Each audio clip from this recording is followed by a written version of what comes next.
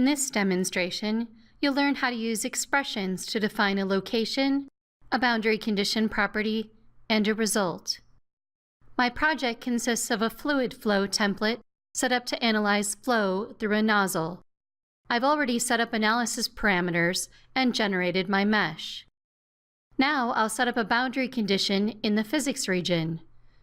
First, I'll right-click to add an inlet boundary condition. I'll assign it to the in selection set that I've already created. Now I'll specify a reference frame that is centered on the inlet in order to set up a velocity profile. I want to set the z-axis parallel to the body of the nozzle, so under Origin and Orientation, I'll set axis 1 to z-axis.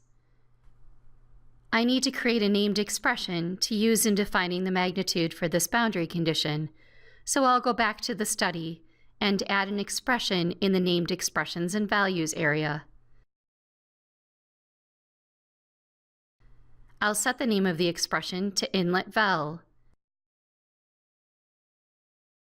and the value to 10 meters per second. Units must be surrounded by square brackets.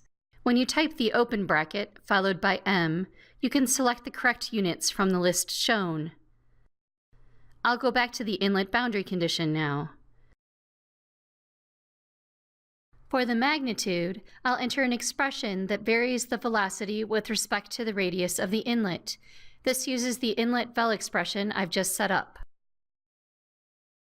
Note that the expression will be evaluated with respect to the local reference frame of the boundary condition.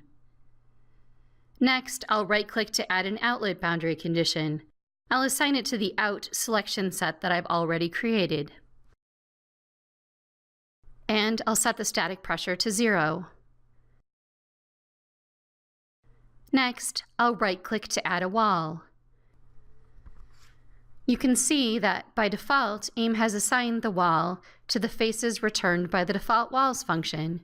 This expression, which returns all of the unassigned faces of the model, is automatically assigned to the location of this boundary condition. I'll now solve the physics and evaluate the results.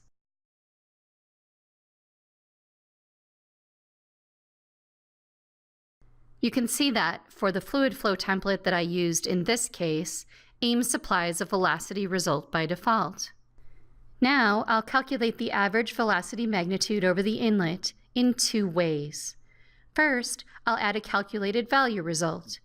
In this result, I'll use the function calculator to build the expression.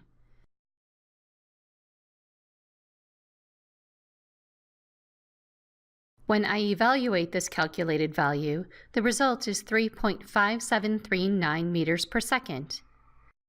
Now I'll add another calculated value result. And in this one, I'll enter the expression directly into the result. When I evaluate, you can see that the result of the expression that I entered directly is the same, 3.5739 meters per second.